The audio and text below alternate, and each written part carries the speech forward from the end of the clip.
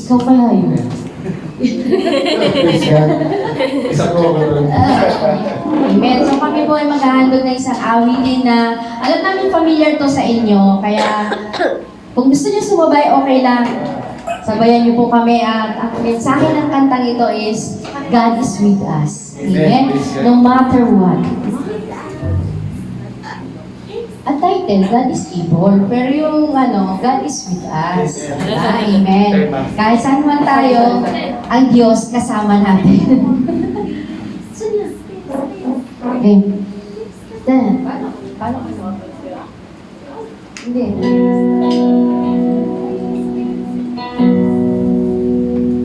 Lifted up, you defeated the grave, raised to life, our God is able. In His name, we overcome. For the Lord, our God is able.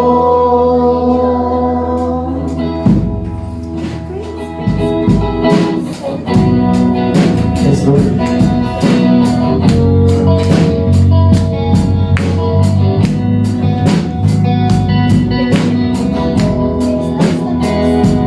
God is able. He will never fail. 'Cause He is Almighty God. Greater than all we see, greater than all we ask. He has done great things. Lifted up, He defeated the grave, raised to life, our God is able.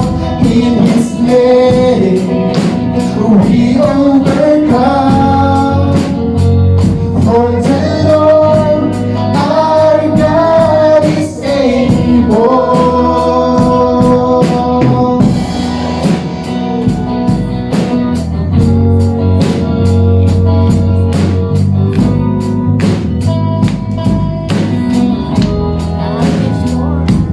God is with us.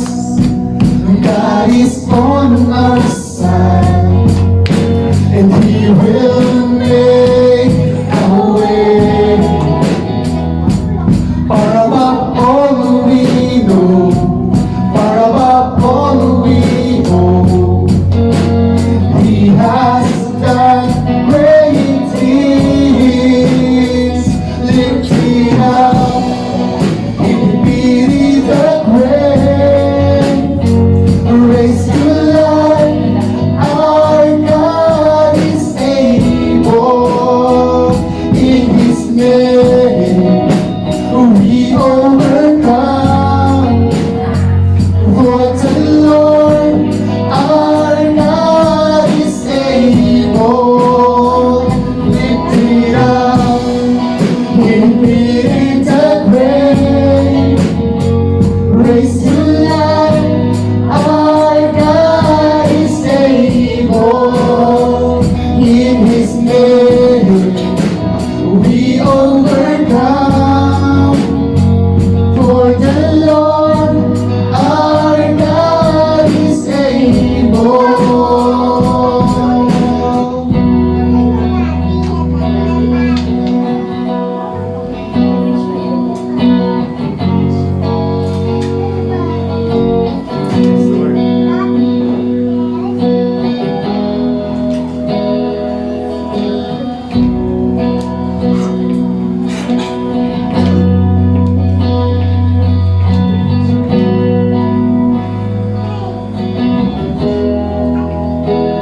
Lifted up, He defeated the grave, raised to life, our God is able.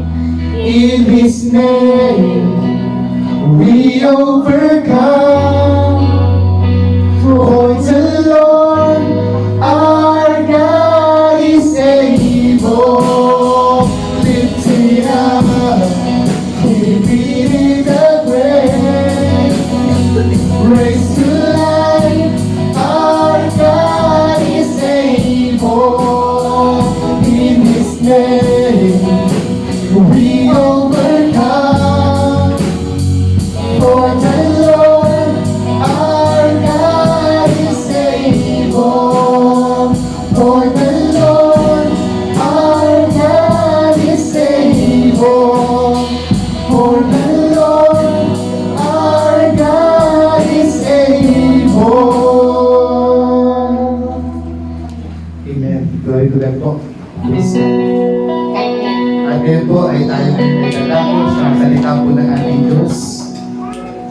Ganda po natin ang ating mga puso at ang ating mga isip.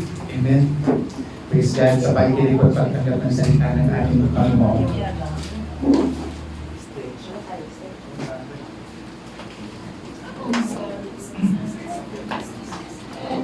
Doon ka na iyan.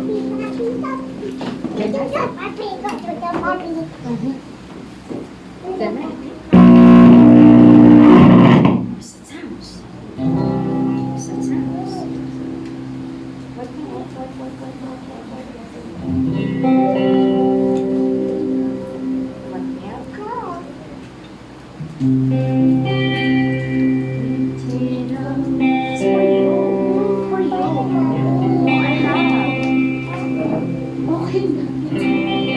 Praise the Lord, hallelujah. Magandang umaga sa inyong lahat, pati na sa online. Purihin ang Panginoon. Sabi nga sa kanta, God is able. Ang ibig lang sabihin nun, sa buhay natin, may magagawa ang Diyos sa atin. At lahat ng bagay, walang imposible sa ating Diyos. Basta importante, kung gusto natin makita, maranasan yon, huwag tayong hihiwalay sa Diyos. Sapagkat pag ikaw hihiwalay sa Diyos, hindi mo mararanasan yung ganun na pagkakataon. Kaya nga sa ating mga anak ng Diyos, talagang may tagubili ng Diyos sa atin. Na anuman ang mangyari sa buhay natin, dapat hindi tayo hihiwalay sa ating Diyos. Dapat patulad tayo sa mga unang mga Kristiyano na hindi talaga sila umuwalay sa Diyos kahit na anong nangyari sa buhay nila, kahit na napahamak yung buhay nila, kahit na nagdusa sila, pero hindi sila umuwalay sa Diyos. At tandaan natin, pag hindi ka hihiwalay sa Diyos, ang Diyos sasamahan ka kahit anong mangyari sa buhay mo. Purihin ang Panginoon. Sa magang ito, bago tayo magsimula sa ating pag-aaralan, manalangin muna tayo. Dakila namin amang Diyos, salamat Panginoon sa araw na ito na pinagkaloob mo sa amin, Panginoon. Salamat Panginoon na binigyan mo po kami ng pagkakataon talagang paglingkuran ka, sambahin ka, at talagang pasalamatan ka, Panginoon. Salamat Panginoon sa araw-araw ng aming buhay na patuloy mo kaming tinutulungan at ginagabayan. At Lord, tinataas ko ito, Panginoon, kung salita mo na aking dadalhin, Panginoon, pagpalain mo ito na maging pagpapala sa aming lahat. At tulungan mo po kami, Panginoon, na maintindihan namin ito. At tulungan mo po kami, Panginoon, na magawa namin ito ng tama, Panginoon. Sapagkat ang tunay na mga anak mo ay hindi lang nakikinig sa iyo, kundi sumusunod sa iyo, Panginoon. Salamat, Lord. Binabalik namin sa iyo lahat ng kapulihan sa pangalan ni Kristo Jesus na aming Panginoon. Amen and amen. Hallelujah. Praise God. Sa umagang ito, ang ating tatalakayin ngayon, pinamagatan ko, 3 kinds of relationship with God. Tandaan natin, bilang mga tagasunod tayo ni Kristo, tandaan natin may 3 bahagi yung relationship natin sa Panginoon. Unang bahagi, child relationship. Pangalawang bahagi, servant relationship. Pangatlong bahagi, friendship relationship. Kaya nga, napakaganda sa Panginoon eh. Kasi, pag ikaw nakipagrelasyon ka sa Panginoon, lahat ng aspeto ng buhay mo, talagang pinuno na ng Panginoon eh. Hindi ka lang magiging anak niya, kundi magiging servant ka pa ng Panginoon. Hindi ka lang magiging servant, kundi magiging kaibigan ka pa ng Panginoon. Kaya nga ito yung pag-aaralan natin. Dapat natin malaman na sa ating relasyon, talagang pag-igihan natin. Sapagkat ang relasyon, hindi matatawag yung relasyon kung one way lang. Kaya nga tinawag yung relationship kasi two-way yan eh. Kailangan ikaw at yung karelasyon mo dapat magkaugnayan kayo, dapat isa lang yung isip niyo, dapat isa lang yung gagawin ninyo. Yun ang relationship eh. Hindi pwedeng relationship, mag-relationship tayo pagkatapos Yan, natumihan na. yung gusto ko, hindi mo gusto. Diba? Talaga, hindi kayo magpapatuloy sa yung relationship. Kaya nga, maraming mga tao na naghihiwalay dahil hindi nagkakaunawaan. Kaya kung gusto natin talagang mapanatiling intact ang relationship natin sa Diyos, dapat alam natin ang pakikipagrelasyon sa Diyos. Sapagkat ang Diyos, hindi mo na dapat siya tanungin eh. Kasi yung pakikipagrelasyon niya sa atin talagang perfect. Ang tanong na lang sa atin, kung perfect ba yung pakikipagrelasyon natin sa Panginoon. Kaya ito yung tatalakayin natin. Ang sabi nito, three kinds relationship with God. Number 1, child relationship. Pag sinabi kasing child relationship, yung relasyon natin sa Panginoon, yung tinanggap natin ang Panginoon bilang Panginoon at tagapagligtas. Di ba si Jesus, tinanggap natin si Jesus na Panginoon at tagapagligtas. Yung tinanggap natin si Jesus, anong ginawa ni Jesus? Binigyan niya tayo ng karapatan. Di ba sabi sa John 1:12, binigyan niya tayo ng karapatan na maging anak ng Diyos. At nung binigyan tayo ng Diyos, ni Kristo ng karapatan na maging anak ng Diyos, ano naman ang ginawa ng Diyos? Ang sabi nga ng Panginoon dito sa 1 John, basahin natin dito sa 1 John.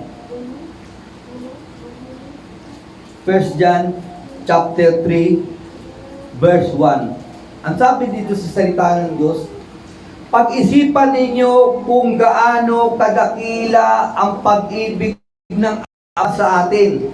Tinawag niya tayong mga anak niya at tunay nga tayong mga anak niya.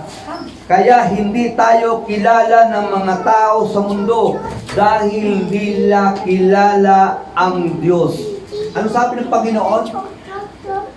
Dahil tinanggap natin si Jesus Christ bilang ating Panginoon, tagapagligtas, at binigyan tayo ni Jesus ng karapatan maging anak ng Diyos, anong ginawa ng Ama? Tinawag tayong anak. Kaya yung relationship natin na bago. Di ba sa unang panahon ng Old Testament, ang relationship ng Diyos at ng tao, napakalayo, Diyos at tao.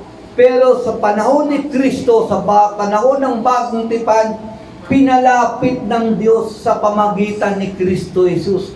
Kaya ngayon, hindi na tayo malayo sa Diyos sapagkat malapit na tayo. Sapagkat hindi lang siya Diyos natin, siya na ngayon yung Ama natin. Bakit naging Ama natin siya? Sapagkat binigyan tayo ng karapatan ni Kristo at in-acknowledge ng ating Ama. Kaya tinawag tayong anak. Hindi peke. Kasi sabi ng Bible, tinawag niya tayong anak at tunay ngang anak tayo ng Diyos. At tandaan natin, ang Bible hindi nagsisinungaling yan. Yung salita ng Diyos hindi nagsisinungaling yan.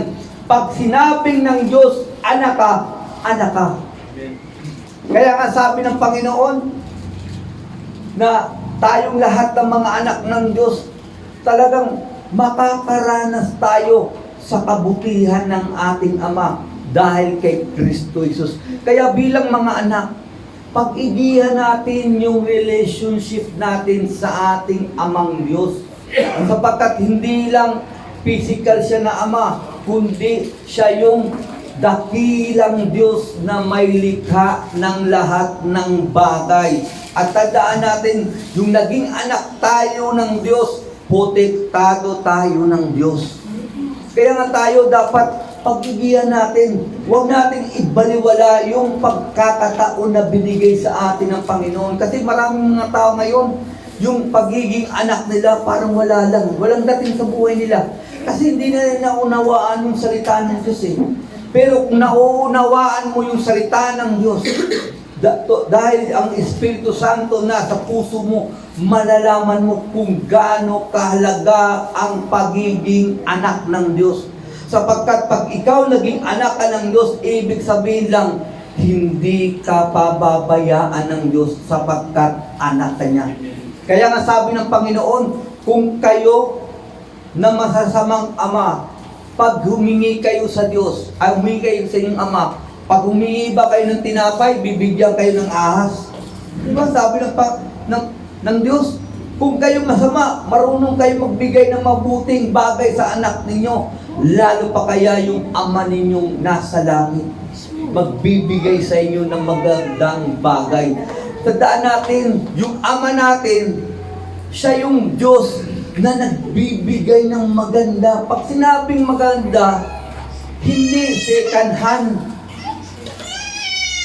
Ang Diyos natin, hindi siya nagbibigay ng second hand. Hindi siya katulad ng tao na, ako magbibigay ako sapagkat ako'y galante. Di ba? Magbibigay ako sapagkat ako'y galante. Kaya ang gagawin ko, itong pinaglumaan ko, ibibigay ko sa inyo. Di ba? Pero maganda naman yun, pero hindi ganun yung Diyos natin. Sapagkat yung Diyos natin, pag magbigay, maganda, mabuti, at special. Kasi bakit? Sino po binigay sa atin ng Ama? Si Jesus.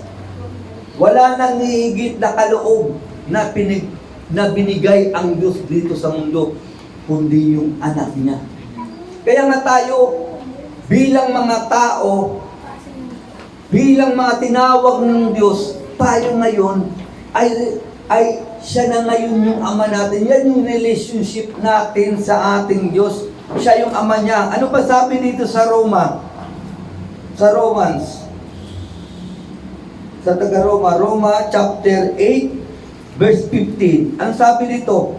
Sabi dito, at ang Espiritu, biro mo ka, kasama ang Espiritu Santo, sabi dito, at ang Espiritu na tinanggap ninyo ay hindi kayo inaalipin. Bakit kayo hindi inaalipin ng banal na Espiritu Santo? Sabi dito, upang muling matakot sa halip, ginawa kayong mga anak ng Diyos. Ngayon sa pamamagitan ng banal na Espiritu, matatawag na ninyong Ama ang Diyos. Nakita natin, yung pagiging anak natin, talagang may nagpatotoo. Diba? Hindi lang yung si Jesus na nagpatotoo na ikaw anak ng Diyos. Hindi lang yung amang Diyos ang nagpatotoo na anak ka niya. Pati ang banal na Espiritu Santo nagpatotoo na anak ka na. Kaya bilang mga anak ng Diyos, huwag nating baliwalain yun. Bilang mo inacknowledge ka ng Ama, ng Anak, ng Espiritu Santo, inacknowledge yung pagiging anak mo. Kaya nga pag ikaw, di ba, pag ikaw gumawa, kapag ikaw, tawag ito, kukuha ng bata, gagawin mong anak, anong gagawin mo? Pwede mo ba? O ito, magiging anak ko na to si Rina, akin na to, dadalhin ko na kagad to. Hindi. Bago mo maging anak si Rina, kailangan may patotoo ka muna. May mga saksi. May patunay na inadapt mo daw si Rina. Kaya kahit anong mangyari, magkagulo-gulo man, hindi makukuha sa iyo yung bata. Kasi bakit? May papilis eh. May patunay. Ganon din ang ginawa sa atin ng Panginoon. Ang pagiging anak natin, may patunay. Kaya, dapat maging masaya kayo. May mga tao nga, di ba? Ang pangarap na nila, sana naging anak ako ni Queen Elizabeth. Di ba? Ang saya ko sana. Sana naging anak ako ni tawag nito ni Elmas. Di ba? Ang saya ko sana. Pero tandaan natin, wala nang ibang dakila na ikaw tawagin ng anak, kundi walang iba kundi ating Diyos na lumalang sa langit at lupa. Kaya yung pagiging anak natin, huwag natin sayangin. Ipag-igihan natin yung relationship natin. Kaya nga sa atin, sabi ng Panginoon, dahil naging anak ka, sabi ng Panginoon dito sa Roma, dito patuloy tayo, sa Roma chapter 8, verse 30, ano sabi dito? 30 hanggang 32. Ito yung sabi niya eh, dahil ikaw ay naging anak ng Diyos, anong sabi dito sa Roman chapter 8, verse 30 to 32? Kaya nga, ang mga taong pinili ng Diyos nung una pa ay tinawag niya para maging kanyang mga anak. At ang mga tinawag niya ay tinuring niyang matuwid. At ang itinuring niyang matuwid ay binigyan niya ng karangalan. Di mo anong unang ginawa sa atin? Yung tinawag tayong anak ng Diyos, anong ginawa una sa atin ng Diyos? Ginawa tayong matuwid sa harap niya. At binigyan tayo ng karangalan ng Diyos. Kaya pagiging anak mo, karangalan ng Diyos. Ikaw ba, ang pagiging ama mo sa Diyos, karangalan mo? Kasi maraming mga tao, baliwala ng pagiging anak niya sa Diyos eh. Parang yung lumalabas na walang dating, di ba? Parang ang isip mo napakalayo, parang malayo pa rin yung pananaw mo sa buhay. Parang kwento kutsiro yung sinabi ng Panginoon, "Oy, anak ka na." Pero tandaan mo, yung ginawa kang anak ng Panginoon, anong ginawa sa iyo ng Panginoon? Ginawa kang matuwid at binigyan ka ng karangalan. Kaya pag ikaw nakita ka ng demonyo, kilala ka na ng demonyo. Sapagkat lahat ng mga anak ng Diyos, binigyan niya ng karangalan. Dangal. Bagamat hindi tayo karapat-dapat parangalan, pero dahil kay Jesus, binigyan tayo ng karangalan ng Ama. Kaya huwag natin sayangin yung relasyon natin sa Panginoon. Mamuhay tayo ng tama sa harap ng Panginoon. Ano pa sabi ng Panginoon?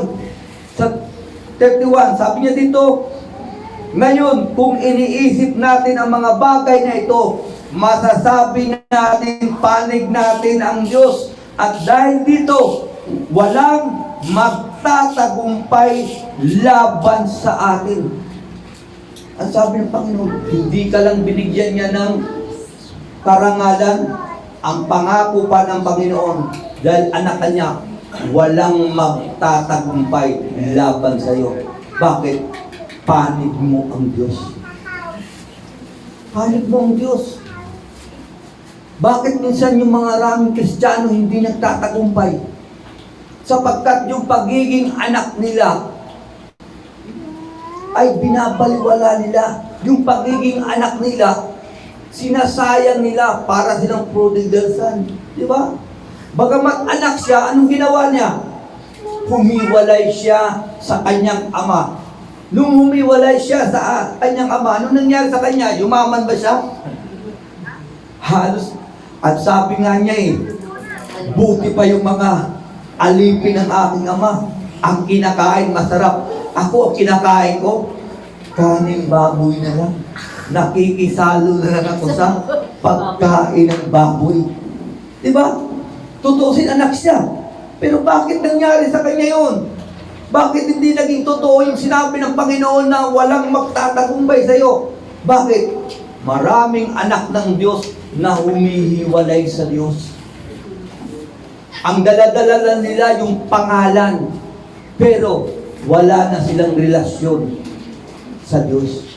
Kaya huwag natin sayangin, sapagkat totoo yung pangako ng Panginoon, hindi kita pababayaan eh. Kanino ba yung pinangako? Sa mga taong hindi lumalayo sa Diyos. Tandaan natin, pag ikaw lumayo ka sa Diyos, mapapahamak ka. Kaya nakita mo yung sa Progrediasan, di ba? Yung lumayo siya sa Diyos, kapahamak niya, pero yung bumalik siya sa Diyos, ipinalik din ng Diyos lahat ng dangal niya eh. Pero mo, binigyan siya ng bagong singsing, tanda ng pagiging anak niya. Binigyan siya ng magandang damit, tanda ng pagiging anak niya. At hinandaan siya, tanda ng pagiging anak niya. Kaya nga sa ating relasyon, sa ating Panginoon, natin biliwalain. Mintas buhay pa tayo sa mundo ito, maging totoo tayo sa salita ng Diyos.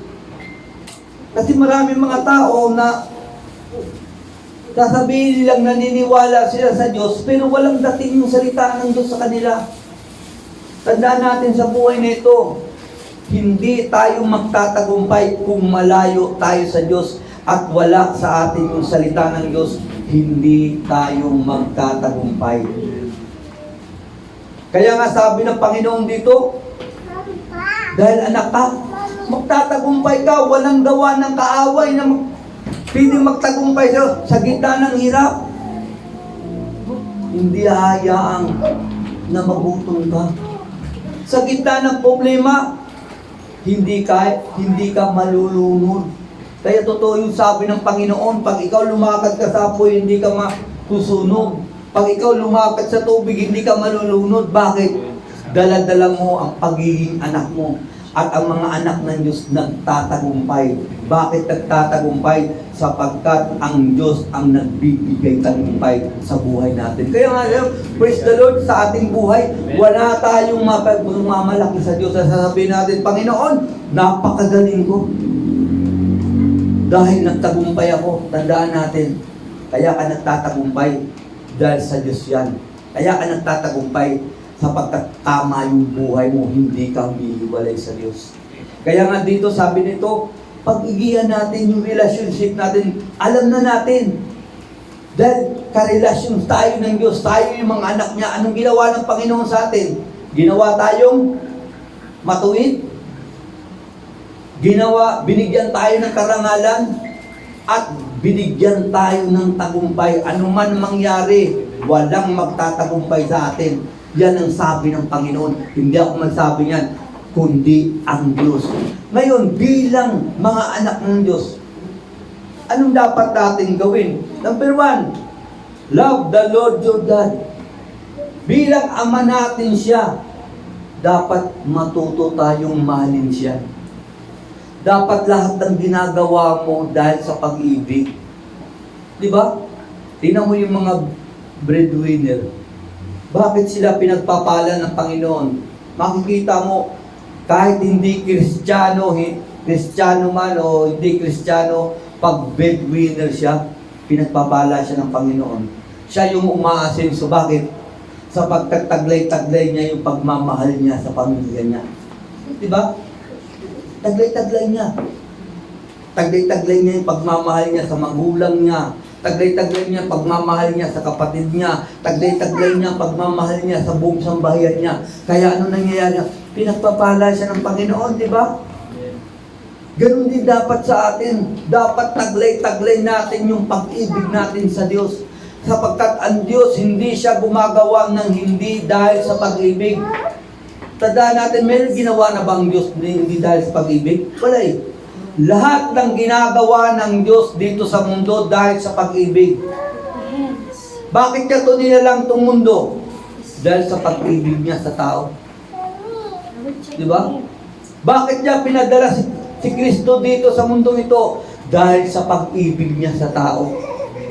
Bakit nagpakamatay si Jesus sa Kalbaryo, si Jesus? Bakit tiniis niya? Bagmat pwede naman siyang matras, pero hindi siyang matras. Bakit? Dahil sa pag-ibig niya sa tao. Kaya bilang tayong mga anak ng Diyos, dapat mahalin din natin ang Diyos katulad ng pagmamahal niya sa atin. Bagamat hindi natin kayang pantayan yung pagmamahal ng Diyos, pero hindi ibig sabihin hindi mo kayang pantayan, hindi mo na ipapractice ang pagmamahal sa Diyos. Tandaan mo, pag ikaw naglilingkod ka, nawawala na yung pag-ibig mo sa Diyos. Yung paglilingkod mo, wala nang kwenta. Katulad ko, kung ako nangangaral dito, nangangaral lang ako, dahil pastor nyo ko, wala akong kwenta. Kasi bakit? Nangangaral lang ako dahil pastor nyo ko. Pero magiging may kwenta lang ako pag ikaw nangangaral ka dahil mahal mo ang Diyos. Magiging may kwenta lang yung buhay mo kung ikaw naglilingkod ka sa Panginoon dahil mahal mo ang Diyos. Nagpapatugtog ka dito dahil mahal mo ang Diyos. Lahat ng ginagawa mo dahil mahal mo ang Diyos. At ang Diyos malulugod sa iyo sapagkat yan ang ginagawa ng Diyos sa atin. Ginagawa niya. Kaya nga sabi dito sa Mark 12 verse 30, sabi niya dito, ang sabi ni Jesus Christ, sabi ni Jesus, dito sa Mark 12 verse 30. Anong sabi ng Panginoon dito? Kaya mahalin mo ang Panginoon mong Diyos ng buong puso, ng buong kaluluwa, ng buong iisip ng buong lakas. At ang pangalawa ay mahalin mo yung kapwa-tao mo. Bakit sinabi doon ang pinakauna, mahalin mo ang Diyos? Sapagkat yun talaga importante. Na sa araw-araw ng paglilingkod natin, huwag natin kalimutan yung pagmamahal sa Diyos. Kaya nga nakita mo si Pedro, yung ang Diyos talagang kinausap ni Kristo si Pedro, talagang sinabi niya ka Pedro, hindi naman sinabi niya, Pedro, naniniwala ka ba sa akin? Alright, pakainin mo yung mga tupa ko. Pedro, naniniwala ka ba sa akin? Paglingkuran mo ko. Hindi ganyan ang sinabi ni Kristo. Sinabi ni Kristo, Pedro, minamahal mo ba ako? Bakit? Ang gusto kasi ng Panginoon, yung maglilingkod ka at bilang anak ka ng Diyos, dapat matuto kang mahalin ang Diyos. Sapagkat yung mga taong may pagmamahal ay tunay ng anak ng Diyos. Kasi pag wala kang pagmamahal, sabi nga ng Panginoon, pag ikaw hindi marunong magmahal, ang sabi ng Panginoon, hindi ka nakakakilala sa Diyos. Maraming mga tao kilala ang Diyos, kilala yung pangalan ng Diyos, pero wala sa kanila yung puso sa pagmamahal. Ang sabi ng Biblia, hindi mo pa rin kilala ang Diyos. Sapagkat ang Diyos ay pag-ibig. Kaya nga pag ikaw, bilang anak ng Panginoon, dapat mahalin natin yung Diyos. Pangalawang sabi nito, let us obey the Lord. Pag sinabing sundin natin ang Panginoon, ano bang utos ng Panginoon? Sabi dito sa 1 John chapter 3 verse 23. Ang sabi dito ng salita ng Panginoon ta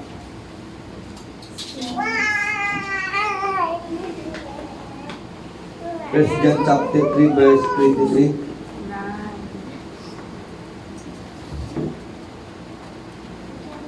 Ito sabi ng Panginoon, at ito ang kanyang utos, dapat tayong sumampalataya sa kanyang anak na si Jesucristo at magmahalan gaya ng inutos niya sa atin. Anong sabi ng Diyos? Kung totoong mahal mo ang amang Diyos, dapat sumunod ka sa kanyang utos. Ano yung utos niya? Dapat manampalataya tayo kay Kristo Jesus at magmahalan tayo. Yan ang utos ng ating Ama sa atin. Maraming mga tao sasabihin nila mahal nilang Diyos. Palagay ko wala naman talagang tao magsasabing hindi nila mahal ang Diyos eh. Isolve mo lahat. Kahit makasalanan pa yan, kahit pa adik yan, pag tinanong mo, mahal mo ba ang Diyos? Isa lang sasabihin nila, mahal nila ang Diyos. Wala talagang pwede magsabing hindi ko mahal ang Diyos eh. Parang kasama lang din yan. Walang magsasabi sa iyo na gusto nila impyerno. Lahat gusto nila langit. Kaya nga magtataka ka, tao pag mamatay, kahit pa sabihin mo, sobrang makasalanan yan. Makikita mo, pag may tumayo isa-isa, talagang sinasabi talaga yung kagandahan ng tao na to, kahit hindi naman talaga kaaya-aya yung buhay niya. Talagang puros, di ba? Puros parangal. Kaya nga sa buhay natin, dapat tandaan natin na simula ngayon, dahil anak ka na ng Diyos, ama mo na siya, dapat matuto talaga tayong mahalin. Matuto tayong sumunod sa Diyos. Kaya nga sabi ni Kristo, di ba? Hindi sinabi ni Kristo, kung alagad ko kayo, sumunod kayo sa akin. Hindi naman sinabi ni Kristo, sabi ni Kristo, makikilala na kayo'y aking alagad kung nagmamahalan kayo. Ano ba sabi ng Panginoon? Kung sinusunod ninyo ang aking mga utos, totoo ngang nagmamahal kayo. Kasi bakit? Sapagkat lahat ng ginagawa ng ating Ama, lahat ng ginagawa ng ating Panginoong Jesucristo, lahat ng ginagawa ng Banal na Espiritu Santo sa buhay natin, nakaugat sa pagmamahal. Kaya dapat pag tayo naglilingkod sa ating Diyos bilang ating siyang Ama, dapat nakaugat sa pagmamahal. E tandaan natin yung mga kapatid, bilang karelasyon mo ang Panginoon, siya na yung ngayon yung Ama mo, dapat matuto tayong mahalin siya. Dapat matuto tayong manampalataya kay Kristo Jesus. Matuto tayong sumunod kay Kristo Jesus sapagkat yan ang tagubilin ng ating Amang Diyos. Kaya nga napakabuti natin eh. Biro mo magiging kapatid mo si Kristo. Bagamat bugtong na anak siya, pero dahil sa sa pagiging anak, sa pagiging mabuti niyang Diyos, biro mo, naging kapatid mo si Kristo. Kaya ang katunayan nga, lahat ng mga anak ng Diyos pagdating sa Panginoon, hindi siya malayo sa Diyos. Ang sabi ng Panginoon, ako'y titira kasama nila. Kasi bakit? Hindi ka lang bilang katawag dito, hindi lang bilang diligtas ka, kundi ikaw na yung anak. Sasamahan ka ng Panginoon. Kaya nga sabi ng Panginoon sa Revelation, wala nang gabi doon. Sapagkat ang liwanag ng Ama, siya na yung ilaw natin. Si Kristo, siya na rin yung ilaw natin. At makakasama natin siya habang buhay. Di ba napakaganda nun? Kaya nga sabi ko sa inyo, ang Diyos natin simula nang ginawa tayong anak ng Panginoon, hindi lang tayo niligtas niya. Talagang siniguro niya ang ating kalagayan. Kaya nga ang Diyos, gumawa siya ng mansion sa langit eh. Ang sabi ng Bible, ang mansion dun sa langit, yung New Jerusalem, yung titirahan natin doon, hindi bato. Ang titirahan mo doon, gold. Si King Fahd, di ba, napakayaman na noon. Pero yung bahay niya, hindi pa siya nakagawa ng bahay na pure gold. Kundi plated lang. Pero gold pa rin. Di ba? Plated lang. Pero sa langit, yung hinanda sa iyo ng Diyos, pure gold. Hindi yung pure gold na tawag nito. Yung tindahan na. Talaga yung totoong gold talaga ang ginawa sa atin ng Panginoon. Kaya huwag natin balawalain. Maging sincere tayo sa paglilingkod. Pangalawang relasyon natin sa Panginoon, yung servant relationship. Pag sinabing servant relationship, hindi ka nakakaangat sa Panginoon mo. Hindi ka nagtatrabaho dahil sa sweldo. Kasi sa unang panahon kasi, yung mga servant, yung mga alipin, pinapakain lang yun. Dinadabitan lang yun. Pero wala yung sweldo. At yun sila, hindi sila umaangal. Bakit? Sapagkat ang pagiging servant nila, binili sila. Kasi hindi ka naman magiging servant kung hindi ka bibilihin. Tayo ba binili tayo? Binili tayo eh. Binili tayo ng pinakamahalaga, binili tayo ng dugo ni Kristo. Kaya servant tayo ng Panginoon. Bagamat ang Diyos, siya yung Ama natin, bilang Ama din natin, na tayo naman binigyan niya tayo ng gawain bilang tagapaglingkod. Ano ba yung tagapaglingkod? Basahin nga natin dito sa John chapter 13 verse 16. Ang sabi dito, sabi niya dito, sinasabi ko sa inyo ang totoo, walang alipin mas higit sa kanyang amo, at wala ring isinugo na mas higit pa sa nagsugo sa kanya. Ang ibig sabihin nun, ang sabi ng Panginoon, wala daw servant daw na mas higit pa sa kanyang Panginoon, sa kanyang amo. Saka ba makikita kung ikaw, servant ka pero hindi ka napapailalim sa amo mo. Kung gagawin mo yan dito sa sanlibutan, putbol ka, di ba? Kasi amo mo siya eh. Dapat ikaw talagang masunod. Ikaw yung mag-adjust, hindi yung amo mo. Maraming mga Kristiyano baliktad eh. Ang Diyos ang gusto nilang mag-adjust sa ginagawa nila. Pero bilang isang servant, bilang yung relasyon natin, bilang tayo yung mga lingkod ng Diyos, tayo lang lingkod ng Diyos dito eh. Hindi dapat ang Diyos ang mag-adjust sa atin. Dapat tayo ang mag-adjust sa sarili natin. Di ba? Sa kumpanya nga, wala ka pang nakitang kumpanya na sinasabi, okay, kayong lahat ng mga trabahante, okay lang. Kahit anong oras kayo pumasok. Walang ganun na kumpanya eh. Kasi kung may ganung kumpanya, apply tayo lahat doon. Kasi bakit? Pipiliin ko lang yung oras na papasukan ko.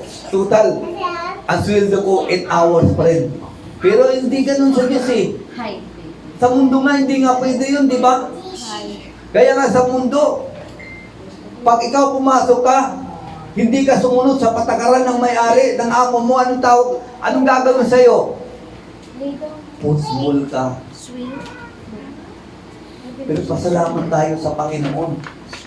Sapagkat yung Diyos natin na pinaglilingkuran, hindi tayo pinuputbol, kundi binibigyan tayo ng pagkakataon na gawin natin ang tama. Kaya pag ikaw naging servant ka, kailangan pag-igihan mo. Ibigay mo yung the best mo para sa paglilingkod mo sa Panginoon. Si Kristo ba binigay niya yung the best niya? Binigay niya eh. Binigay niya yung buhay niya. Inalay niya yung buhay niya. Naghirap siya. Binigay talaga niya yung the best niya para tanggapin ng Ama. At yung tinanggap ng Ama, anong dating sa atin? Sino naging mapalad? Hindi naman si Jesus. Sino naging mapalad? Tayo. Dahil sa ginawa ni Jesus, nasa atin yung pagpapala. Kaya meron tayong kaligtasan. Pag may problema tayo, hindi tayo pababayaan ng Diyos. Bakit nangyari yun? Sapagkat yun ang ginawa ng Diyos sa atin. Kaya nga napakabuti ng ating Panginoon. Hindi siya amo na maigpit, mabait. Pero bilang servant, dapat huwag tayong higit sa ating amo. Sa kawan nakakita, meron ka ba nakita yung amo nakaupo, gagayahin mo rin siyang uupo? Magtrabaho ka daw, makita mo yung may-ari, nakaupo lang siya, di ba? Gayahin mo daw siyang umupo ka rin. No? Huwag kang magtrabaho. Gayahin mo lang siyang umupo. Isa lang masasabi ko sa'yo, ipapatawag yung supervisor. Pagkatapos, anong gagawin sa'yo? Papaalisin ka. Bakit? Ginagaya mo yung amo mo eh, nakaupo eh. Wala kang karapatan na umupo. Ang may karapatan lang umupo, sino? Yung amo. May-ari yun eh. Pero, sa salimutan yun. Kaya nga napakabuti ng natin, Panginoon natin eh. Hindi siya nakaupo. Anong ginagawa niya? Sa araw-araw ng buhay mo, gumagawa siya ng paraan para ikaw mapaging matatag. Sa araw-araw ng buhay mo, talagang pinapatawad ka niya. At lilinis ka niya araw-araw para maging karapat-dapat ka sa kanyang Ama. Diba yan ang ginagawa ng ating Panginoon? Kaya nga ang Diyos natin hindi siya natutulog eh. Kahit siya yung Diyos na dakila, hindi siya humihinto sa paggawa. Kaya nga yung popular na masyado, yung sikat na versikulo na parating ginagamit ng mga tao na yung Romans chapter 8 verse 28. Di ba? Anong sabi doon? Yung Diyos natin, walang hinto sa paggagawa sa mga taong nagmamahal sa Kanya. Kaya pag ikaw, naglilingkod ka, na hindi ka nagmamahal sa Panginoon, matakot ka kasi bakit? Hindi gagawa ang Diyos sa buhay mo. Kung gusto mo gumawa ang Diyos sa buhay mo, kailangan matuto kang mahalin ng Diyos. Bilang servant ng Panginoon, dapat matuto tayong mahalin ng Diyos. Gawin natin ang the best natin. Sapagkat sa paglilingkod natin, hindi tayo gumagawa ng ating the best para sa ating mga tao. kundi ginagawa natin to dahil sa Panginoon. Kaya nga sabi nga ni Apostol Pablo, kung titingnan mo si Apostol Pablo, anong sabi ni Apostol Pablo? Lahat ng ginagawa niya hindi para sa tao, ginagawa niya para sa Diyos. Kaya bilang mga servant ng Panginoon, kailangan matuto tayong sumunod sa ating Panginoon. Dapat hindi yung Panginoon ang susunod sa atin, kundi tayo ang sumunod sa Panginoon. Kaya nga sabi ng Panginoon, ang sabi ng Panginoon dito sa John pa rin, John chapter 15, verse 20. Ang sabi dito ng Panginoon,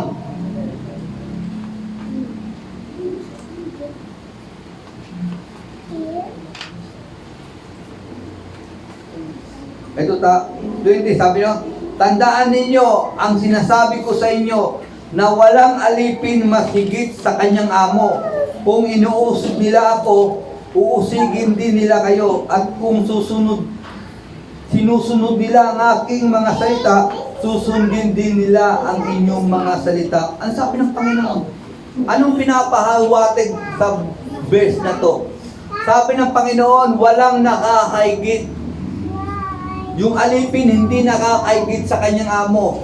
Kung ang amo niya, sabi nito, kung Panginoon niya inuusig, uusigin din kayo. Bilang mga servant ng mga Panginoon, naniniwala ba kayo servant kayo lahat ng Panginoon? Bilang mga alagad ng Diyos, dapat matuto kayong magtiis. Kaya nga sabi ng Panginoon, kung ako inusig, uusigin din kayo. Kaya nga tayo, anong pinapaiwatig dito ng Panginoon? Kailangan matuto tayong magtiis. Kasi maraming mga servant na nakalagay sa Panginoon, nakalagay dito sa Bible, hindi makapagtiis. Nagrireklamo. Di ba? Makatikim lang ng hirap. Reklamo. May hinihingi na hindi nasagot ng hindi dumating sa kanya yung hinihingi niya. Reklamo. Di ba? Hindi marunong makapagtiis. Si Kristo ba nakapagtiis? Nagtiis si Kristo eh. Bakit siya nagtiis? Para sa kanyang ama? Para sa atin nagtiis si Kristo.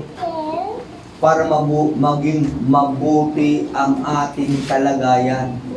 Kaya anumang nangyayari sa buhay mo, bisa dumarating yung failure sa buhay mo, huwag mong isipin talunan ka. Isipin mo na tinuturuan ka ng Panginoon na lumaban. Tinuturuan ka ng Panginoon huwag umayaw. Tinuturuan ka ng Panginoon paano magtiis. Tinuturuan ka ng Panginoon na talagang mamuhay ng tama. Sapagkat yung mga tao hindi marunong magtiis, yun yung mga tao na hindi makapamumuhay ng tama. Kaya may kasabihan nga sa mga Bisaya sa una eh, kung hindi ka makapagtiis, mamutos ka. Diba? Ang tanan nga di makapagtiis, mamutos. Ang ibig sabihin, ang lahat na hindi makatiis, magbalot ka na lang.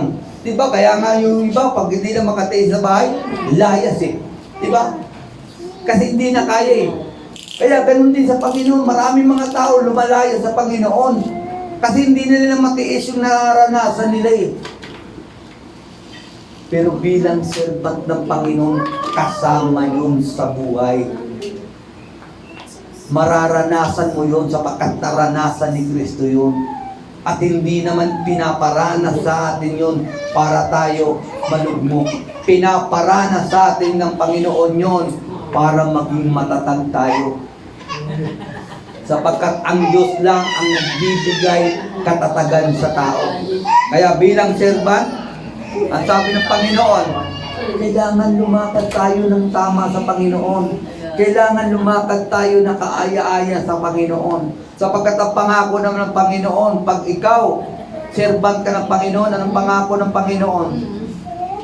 Sabi niya dito sa Psalms 34, verse 22. Anong sabi ng Panginoon dito? Ngunit ililigtas ng Panginoon ang kanyang mga lingkod at hindi parurusahan ang isa man sa mga naghahanap ng kaligtasan sa kanya. Anong Panginoon? Pag ikaw servant ka, Panginoon, hindi ka talo eh.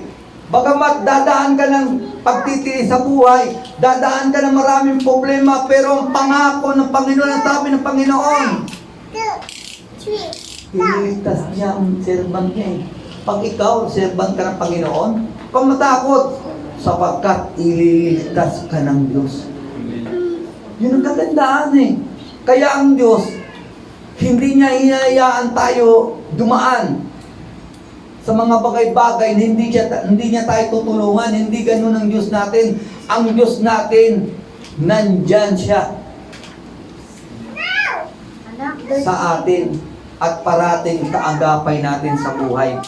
Kaya nga pag ikaw servant ka, no, number one, grabe mong gawitin. Kung ikaw servant ka ng Panginoon, dapat mong gawin, magmayabang. Ang sabi nito, pag ikaw servant ng Panginoon, kailangan be humble before God. Matuto kang magpakumbaba sa Diyos. Pag sinabing matuto kang magpakumbaba sa Diyos, anong sabi ng Panginoon dito sa Philippians? Ang sabi ng Panginoon dito sa Philippians, chapter 2, verse 3. Anong sabi ng Panginoon dito? Bilang mga servant ng Panginoon, huwag kayong gumawa ng anumang bagay dahil sa makasariling hangarin o sa paghahangad na maitaas ang sarili. Sa halip, magpakumbaba kayo sa isa't isa at ituring na mas mabuti ang iba kaysa inyo. Bilang servant ng Panginoon, ano sabi ng Panginoon? Huwag nating isipin na tayo yung magaling. Bagamat bilang servant ng Panginoon, dapat galingan natin ang paglilingkod natin.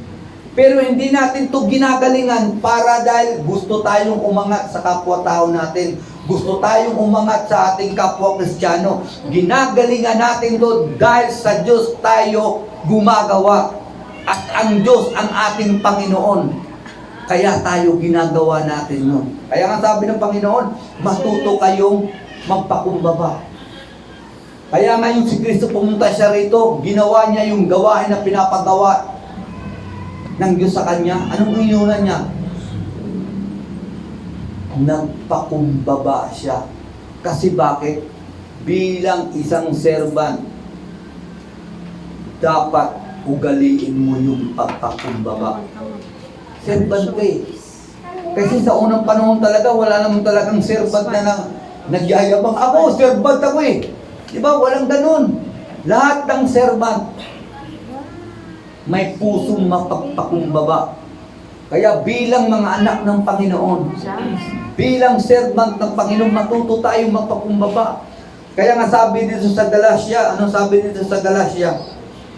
Galatians chapter 1, verse 10. Ano sabi dito ni Apostol Pablo? Huwag ninyong isipin na ang nais ko ay malugod sa akin ng tao. Hindi. Ang nais ko malugod sa akin ng Diyos. Kung ang ikalulugod ng tao ang hinahanap ko, hindi ako tunay na lingkod ni Kristo. Kaya pag ikaw naglilingkod ka sa Panginoon bilang servant at gusto mong kaya mo ito ginawa para maging tawag nito, maging kaakit-akit ka kay sister. Kaya mo ito ginawa, gusto mo maging kaakit-akit ka kay brother. Kaya mo ito ginawa kasi gusto mo talagang makilala ka. Ang sabi ng Panginoon, pag ginagawa mo ito sa tao pala, ang sabi ng Panginoon, hindi ka tunay na lingkod ni Kristo. Kaya yung totoong servant ng Panginoon, kahit siya lang isa, kahit dalawa lang, tatlo lang, talagang pinag-iigihan niya. Bakit? Sapagkat hindi naman siya naging servant para sa kapwa-Kristiyano niya. Naging servant siya para sa Diyos. Kaya lahat na ginagawa niya ng mabuti. Kasi maraming servant, pagka kinita nila, uy, ang dami mga tao, dapat pag-igihan natin to. Kasi dami. Pag uy, Di, walang problema. Kapuhin na kagad natin ito. Parang ganun. Parang lumalabas doon yung paglilingkod mo, naglilingkod ka sa tao. Ang tunay na servant ng Panginoon, hindi siya naglilingkod sa tao. Saan siya naglilingkod? Sa Diyos. Kaya maliit man o konti, may nakakita man o wala, ginagawa mo to ng mabuti. Dahil ang pinaglilingkuran mo, ang Diyos. Kasi ang Diyos, ganun din siya. Hindi naman sinabi ng Panginoon, 10,000, 1,000,000 na nagkakatipon sa aking pangalan, nandoon ako sa kaligitnaan. Wala kang mababasang ganun. Kasi kung ganun, wala.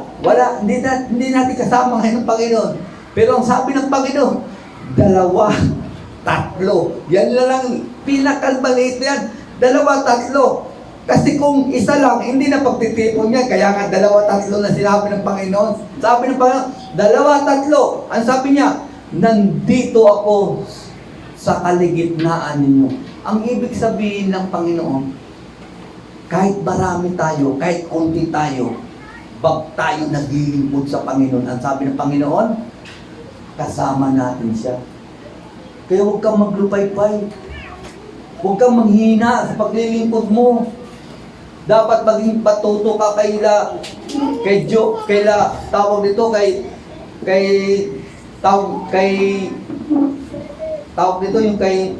yung sa panahon ni Noah, sino ba yun? Si Noah, di ba? Matuto ka. Kasi si Noah, bilo mo, sa panahon na niya, siya na lang yung kumikilala sa Diyos. Bilo mo, ilang milyon yung mga tao na hindi na kumikilala sa Diyos. Siya na lang. Pero nanatili siyang tapat sa Panginoon. Anong ginawa sa kanya ng Panginoon? Niligtas siya. Biro mo, sa dami-dami ng tao. Biro mo, 8 lang sila naligtas. Bakit? 8 lang silang talagang nanatiling tapat sa Diyos. Kaya nga sa ating buhay, sa ating paglilingkod, hindi yan nakasalalay kung gaano tayo karami, kung gaano tayo kaliit. Nakasalalay yan kung may puso talaga tayong nagmamahal sa Diyos. Kaya dapat talikuran natin ang Panginoon. Sabi nga nito, kailangan maging mabuti tayo at faithful tayong servant. Kaya nga sabi dito sa 2 Timothy 2 chapter 4 verse 5. Ang sabi ng Panginoon dito, sabi niya ito, ngunit ikaw maging mapagpigil ka sa lahat ng oras, magtiis ka sa mga paghihirap, gawin mo ang tungkulin mo bilang tagapangaral ng magandang balita at tuparin mo ang mga tungkulin mo bilang lingkod ng Panginoon.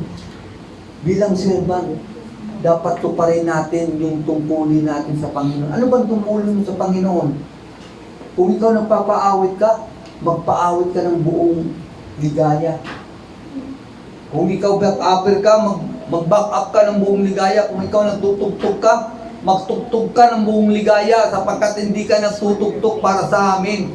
Sapagkat kung sa amin ka magtutugtog, dapat doon ka na lang magtugtog. Sa shakes, doon sa sa padis. Kasi bakit? Lahat na nagtutugtog doon, may sweldo. Kasi bakit? Sapagkat nagtutugtog sila sa tao.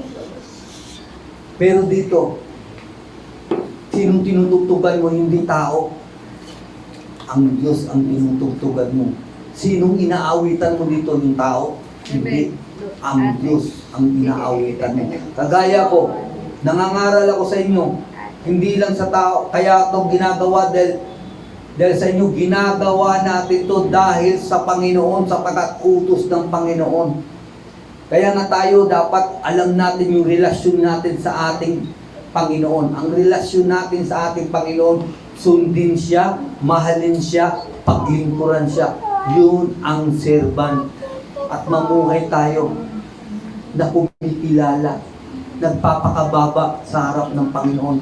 Hindi tayo, tawag nito, hindi tayo nagmamalaki. Nakita natin si Moses. Bakit si Moses? napagalitan ng Panginoon. Kasi sa isang bagay, parang nagmalaki siya. Yung pinalo niya yung mga tao kasi sa sobrang kulit ng mga tao, nagalit na si Moses eh. Kasi sobrang kulit, sobrang angal. Kaya anong ginawa niya? Sa kakainin ng tubig, pinalo niya yung bato. At sinabi niya, kung hindi dahil sa akin, hindi kayo bibigyan ng Diyos, ng tubig. Ano nangyari kay Moses? Pinagalitan ng Diyos si Moses. Kasi bakit? Ayaw ng Panginoon na yung gagawin mo, i-credit mo sa sarili mo. Maraming mga Kristiyano ngayon, di ba? Sinasabi, ito, kaya kami tumagal kasi bakit talagang pinagtiisan ko to eh. Kaya kami talagang lumago dahil ako yung sobrang pagod talaga eh. Di ba? Ragari dito, ragari doon, parang lumalabas. Tandaan natin, kung ikaw naglilingkod, servant ka, saan ka ba nakakita ganon? Di ba? Sabi nga ni Jesus sa Lucas, kalimutan ko lang yung verse, ang isang servant, pagdating niya doon, nagtrabaho niya kasi servant siya eh. Nagtrabaho siya doon sa bukid, nag-araro siya, nagtanim siya, pag-uwi niya doon sa bahay ng amo niya, hindi niya sasabihin niya sa kanyang amo, amo, nandito na ako, pwede bang bigyan mo ako ng malamig na tubig? Pwede ba pakainin mo ako? Di ba pagdating niya doon, anong gagawin niya? Pagkita niya sa amo, anong gagawin niya? Pagsisilbihan pa rin niya yung amo. At hindi siya humahanap ng pasalamat sa kanyang amo kasi bakit?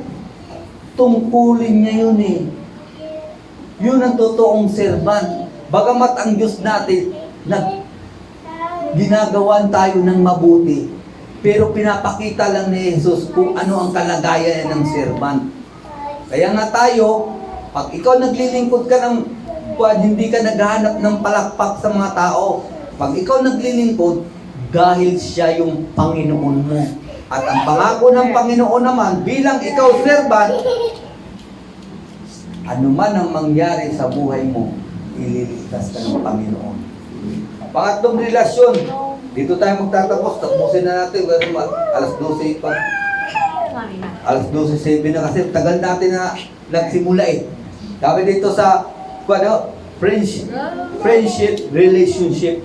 Bilang mga anak ng Panginoon, hindi lang tayo anak ng Diyos, hindi lang tayo servant ng Panginoon, kinalala tayo ng Panginoon na kaibigan. Ang sabi nga dito sa John chapter 15.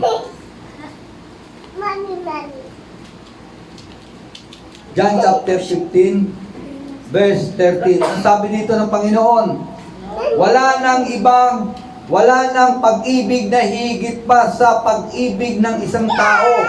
Nag-alay ng kanyang buhay para sa kanyang mga kaibigan. Bakit inalay ng Diyos yung buhay niya para sa atin? Bagamat kaaway tayo ng Diyos, pero inalay ni Kristo yung buhay natin. Dahil sa kanyang pag-ibig sa atin. Bagamat kaaway tayo ng Diyos, pero tinuring tayo ni Kristo na kaibigan. Ibinigay niya yung buhay niya para sa atin. Kaya nga bilang mga kaibigan din ng ating Panginoon, naniniwala ba kayo kaibigan mo si Jesus? Kaibigan mo ang Diyos? Kasi si Abraham, naranasan ni Abraham yun eh. Walang anak ng Diyos hindi makakaranas ng ganon. Kasi naranasan ni Abraham, di ba si Abraham? Hindi lang Diyos niya yung Diyos, kundi kaibigan niya. Si Abraham, tinuring siyang kaibigan ng Diyos. Kaya nga tinuring tayo ng Diyos na kaibigan. Pag sinabing kaibigan, sinasabihan ng sikreto. Di ba? Minsan nga yung kaibigan, mas nakakaigit pa nga sa magulang yun eh. Maraming mga tao nakakasumbong ng problema nila sa kaibigan nila, pero sa magulang nila ayaw nilang isumbong. Isabi yung problema nila. Kaya minsan sa kaibigan sila nagsasalita. Totoo yun eh. Kaya nga sabi ni Kristo, hindi ko na kayo tinuring na alipin lang, kundi Tinuring ko kayong kaibigan. Kaya pasalamat tayo sa Panginoon. Pag sinabing kaibigan kasi, masarap maging kaibigan ng Diyos. Sapagkat may kasabihan nga dito sa mundo, ang mabuting kaibigan hindi nang iiwan. Ang Diyos natin hindi siya nang iiwan, kaya siya ay tunay na mabuting kaibigan. Kaya huwag natin sirain yung relasyon natin sa Panginoon. Huwag natin sirain yung pagkakaibigan natin sa Diyos. Sapagkat yung kaibigan natin, walang iba kundi yung Diyos. Hindi ka iiwanan nun. Totoo ba? Sabi ng Panginoon yan eh. Sabi ng Panginoon, di ba sa Hebrews chapter 13 verse 5 to 6, hindi kita pagkukulangin at hindi kita iiwan. Sapagkat mabuti siyang kaibigan. Kaya bilang kaibigan natin Diyos, ialay natin yung buhay natin sa Diyos. Pag sinabing ialay mo yung buhay mo, lumayo ka sa kasamaan, lumayo ka sa kasalanan, mamuhay ka ng tama. Yun ang sabi ng Panginoon eh. Si Kristo, kaya niya inalay yung buhay niya. Para saan? Para mawala tayo sa kasalanan. Para mabayaran yung kasalanan natin. Para mapabuti yung kalagayan natin. Para tayo maligtas sa galit ng Diyos. Di ba mabuting kaibigan siya? Kaya nga dapat ialay din natin yung buhay natin. Sa tanong pamaraan, tutulad tayo kay Kristo, papapako tayo sa krus? Hindi. Ang ibig sabihin, ialay mo yung buhay mo. Huwag mong ipagamit yung buhay mo sa kasalanan. Ipagamit mo yung buhay mo sa Diyos, huwag sa masamang gawa. Maraming mga tao, hindi niya inaalay yung buhay niya sa Diyos eh. Anong iniaalay niya? Bibig. Tandaan mo sa langit, hindi pwede pumasok yung bibig eh, kasi matatanggal, pag tinanggal mo yung bibig, wala, di ba? Kaya nga mayroong kwento sa pastor nakakatawa, di ba? Yung nandun na sa langit, nagtaka yung isang anghel eh. Tinanong niya sa Diyos eh, bakit to? Bibig ka. Bakit to? Kaninong bibig to? Sabi ng Diyos eh, kasi yung may-ari kasi niyan, yung katawan niyan, punta sa impyerno. Bibig lang yung mabuti sa kanya eh. Diba? May mga tao talagang puri na puri sa Panginoon. Pero hindi naman umiiwas sa kasamaan. Kung tunay talagang kaibigan mo ang Panginoon, ialay mo yung buhay mo. Pangalawa, sabi nito, a true friend is obedient. Ang totoong kaibigan sumusunod. Sabi ni Jesus yan eh. Kaya nga sabi ni Jesus, John chapter 15, dito tayo magtatawag, verse 14, ang sabi niya ito, mga kaibigan ko kayo kung sinusunod ninyo ang aking mga utos. Ang pagkikipagkaibigan pala sa Panginoon, kung gusto mong manatili yung relationship natin sa pagkakaibigan natin sa Panginoon, matuto tayong sumunod sa Diyos. Kasi pag hindi tayo sumunod sa Diyos, hindi tayo ituturing na kaibigan ng Diyos.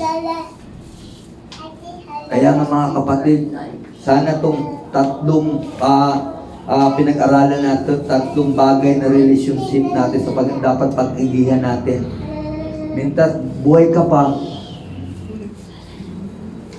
gampanan mo ang pagiging anak mo sa Panginoon. Bisag buhay ka pa, gampanan mo ang pagiging servant mo sa Panginoon. Gampanan mo ang pagiging kaibigan mo sa Panginoon. Sapagkat alam natin, pag ginawa natin to, hindi tayo talo. Sapagkat sabi nga ng Panginoon, magtatagumpay tayo, magpapalain tayo ng Panginoon. Hindi ako nang sabi niyan, kundi ang Diyos. Kaya manatili tayong at pagigilihan natin yung relasyon natin sa Panginoon. Manalangin tayo. Dakila namin amang Diyos, salamat Panginoon sa oras na ito na pinagkaloob mo sa amin. Salamat Panginoon sa iyong salita, Panginoon. Na Lord, na talagang yung ginawa mo sa amin ay kahanga-hanga. Hindi mo lang kami ginawang kaibigan, hindi mo lang kami ginawang servant, kung lalong-lalo na ginawa mo talaga kaming anak, Panginoon. Kaya Lord, tulungan mo po kami na ang itong aming relasyon sa iyo, Panginoon, talagang mapag-igihan namin sa tulong mo, Panginoon. At Lord, salamat Panginoon sa iyong salita at tulungan mo po kami na itong salita mo mananatili sa aming puso at maging gabay sa araw-araw ng aming pamumuhay, Lord. Binabalik namin sa iyo lahat ng kapurihan. Maraming salamat, Panginoon, sa iyong kabutihan, sa iyong mga anak. Sa pangalan ni Cristo Jesus namin, Panginoon. Amen and amen. Hallelujah.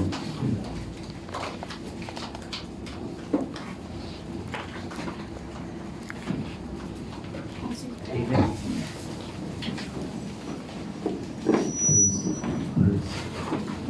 Amen. Praise God. Glory to our God. Praise God. Salamat sa ating Diyos sa mensahe niya sa umagang ito. Praise God. At tayo po ngayon ay dadako po sa ating pong pagkakaloob. Amen. Sa ating Panginoon. Sa gawain po ng ating Diyos. Praise God. At tunay nga po na atin pong ipanalangin ang ating pong mga kaloob. Hallelujah. Ama naming Diyos, maraming salamat po. O God, muli sa inyo pong salita na inyo pong ipinahayag sa amin sa umaga ito.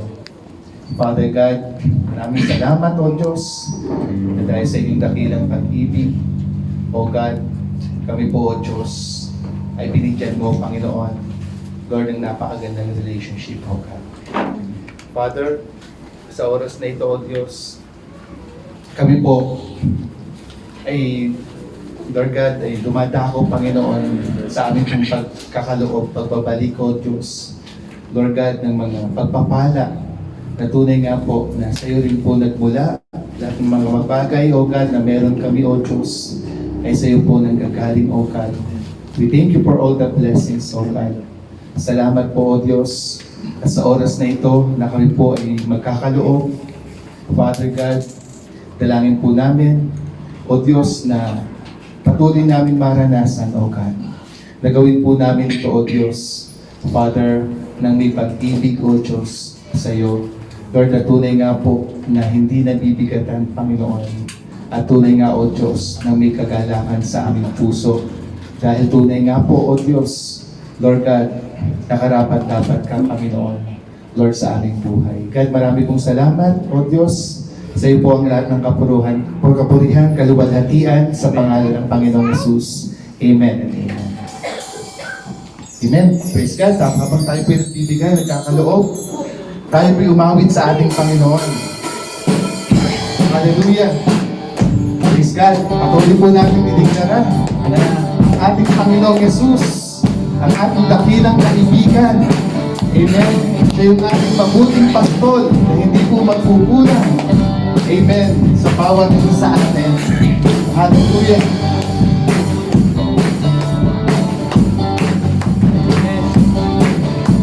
Kaganda sa kawalan pagpapala mo, dahil na ang katapos sa pangalan, pagkakariyan ka palagi, pinagtigilan sa pagsunod ang pagsama mo. Iyak at lubos, di magpipilig sa pag-awit, pagkat ikaw ay mabuti, pagkat ikaw ay mabuti.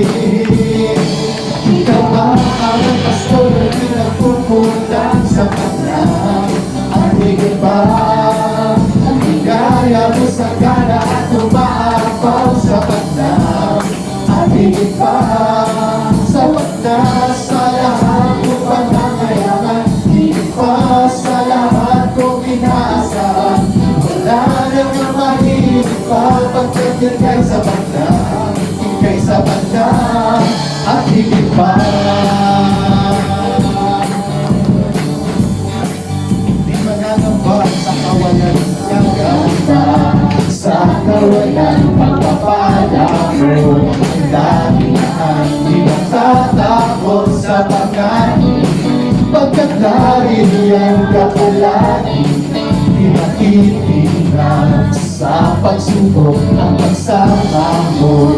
Iyak at lubos, di mapipilig sa pag-awit, pagkat ikaw ay mabuti. Wala makabuti. Ikaw ang aming pastor, hindi magkukulang sa panahon. At higit pa, ang inaya mo sa gana at umaas pa. Sapat na sa lahat kong pangangailangan, higit pa sa lahat kong inasahan. Wala nang mahilig pa, pagkat ika'y sapat na, ika'y sapat na. Ikaw ang aking pasto, hindi magpupurang sapat na. At higit pa, iyaya kong sagana at umaapaw sapat na. At higit pa, sapat na sa lahat kong pangangailangan, higit pa sa lahat kong inasahan. Wala nang mahilig pa, pagkat ika'y sapat na, ika'y sapat na. At higit pa, yes Lord, wala nang mahilig pa, pagkat ika'y sapat na, ika'y sapat na. At higit pa. Yes, Lord. Hallelujah. Thank you, Lord. Hallelujah.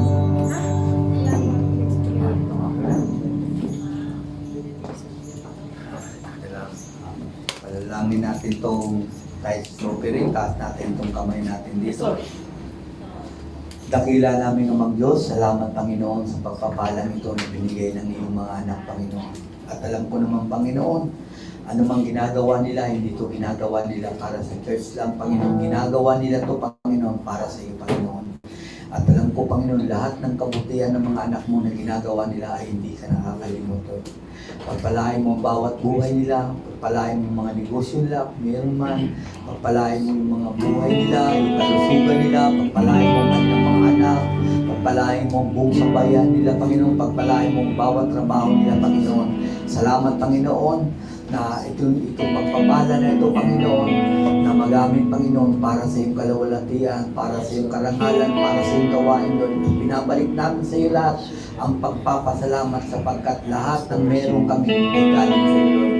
Salamat sa iyo, Lord. Sa iyo lang ang papuri sa pangalan ni Kristo Jesus na aming Panginoon. Amen. Bago tayo mag-prayer,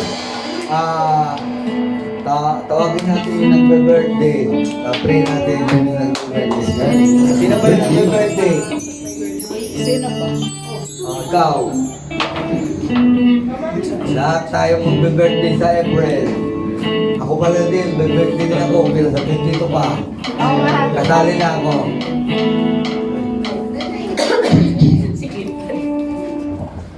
Ay ka na rin na, ikaw kasali ko ba sa birthday? Ikaw yan. Lord, taas natin yung kamay natin sa ating mga kapatid. Dakilang Amang Diyos, salamat Panginoon sa bawat buhay, Panginoon, ng aking mga kapatid, Panginoon. Lord, salamat Panginoon kay Sister Joy, Panginoon, kay Sister Chi, Panginoon, sa kanilang araw, Panginoon, kung saan sila ipinanganak mo, Panginoon. Salamat, Panginoon, sa buhay na binigay mo sa kanila. At salamat, Panginoon, sa mga talent na binigay mo sila, Panginoon. At salamat, Panginoon, sa bawat buhay nila, Panginoon, na ito'y pinaglilingkod nila para sa iyo, Panginoon. Maraming salamat sa buhay nila, Panginoon. Pagpalain mo sila at patuloy mong ingatan ang bawat buhay nila, Panginoon. Patuloy mo silang patatagin, patuloy mo silang palaguin ng iyong mga salita, Panginoon. At patuloy mo silang gabayan sa buhay, Panginoon. Salamat sa buhay nila, Panginoon. At binabalik namin sa iyo ang pagpapasalamat doon. Pagpalain mo sila, pagpalain mo kanilang mga anak, pagpalain mo ang buong kabayan nila, Panginoon. Salamat, Panginoon, sa araw na binigay mo sa kanila, Panginoon. Binabalik namin sa iyo lahat ng kapurihan sa pangalan ni Kristo Jesus. Amen. Amen.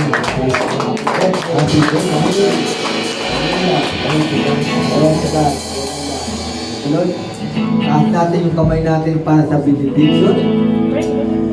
Dakila namin Amang Diyos, salamat Panginoon sa oras na ito na pinagkaloob mo sa amin, Panginoon.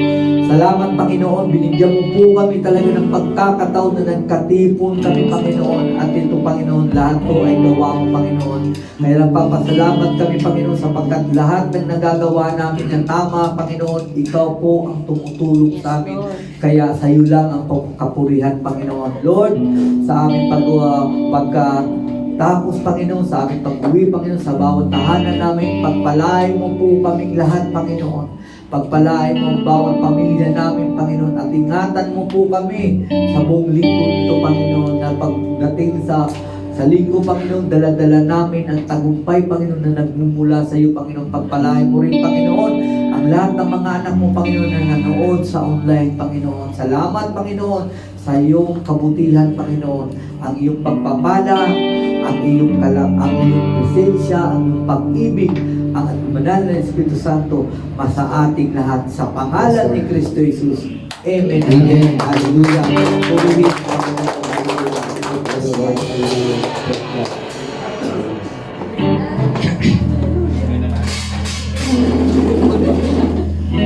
Amen, praise God. Isa pa po, ibalik po natin ang papuri sa ating Panginoon. Hallelujah. Hallelujah. Patuloy sa araw na to. Amen, karapat-dapat sa ating Panginoon, ang papuri at pasasalamat.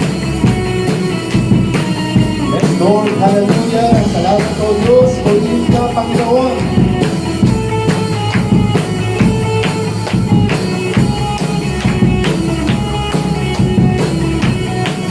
Hallelujah. Ngayon ang araw ng Diyos. Ngayon ang araw upang kumamit ng papuri. Itataas ang aming kamay. Ako ay lulutan. Ako ay lulutan. Sasayaw ang aming at sisigaw.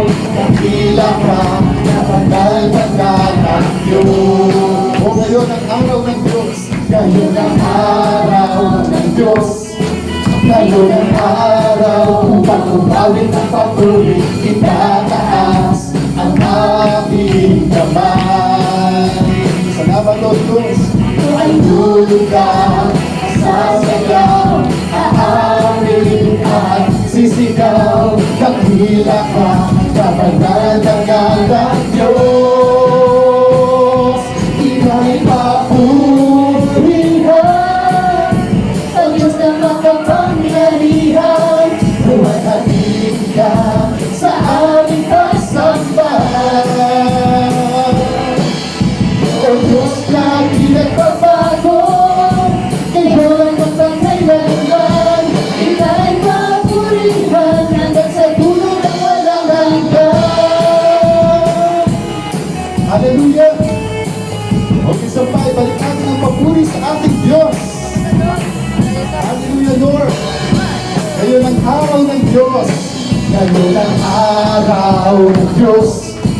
Ngayon ang araw upang umawit ng papuri. Itataas ang aming kamay. O kami ay lulugan. Kami ay lulugan. Sasayaw, aawit at sisigaw. Dakila ka, kapagal-pagal ang Diyos. Ika'y papurihan, O Diyos ng makapangyarihan. Lumalapit ka sa aming pagsambahan.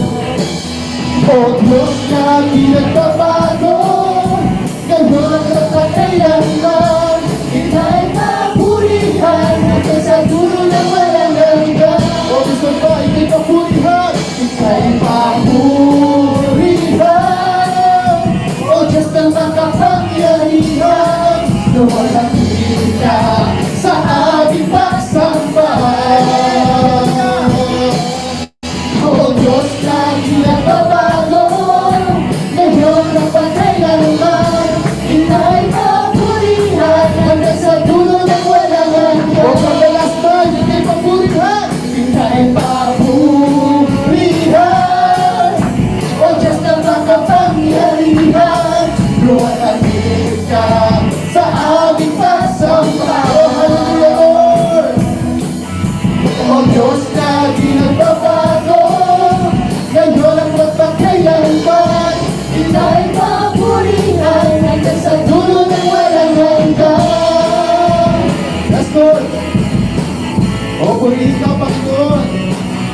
Hallelujah! O purihin ka, O Diyos. Hallelujah! Ika'y papurihan. Ika'y papurihan hanggang sa dulo ng walang hanggan. Hallelujah! Thank you, Lord. O All the glory and praises belongs to you, O God. Hallelujah. Praise God. Amen. Pagpalain po tayo ng bawat isa. Glory to God. Hallelujah. Pahinga po na natin yung boses natin. Akin po, pahinga ko. Medyo parang pipiyak na. Glory to God. Pero praise God. Salamat po sa Panginoon. Amen. Sa praise God, sa pagsama ng Diyos sa atin sa umagang ito, sa tagumpay ng ating gawain na patuloy. Ibigay natin ang papuri sa Panginoon, sa kanyang biyaya, at matanggap natin ang kanyang salita. Amen. Amen. Praise God. Na sa tulong at biyaya ng Diyos, amen, magtagumpay siya patuloy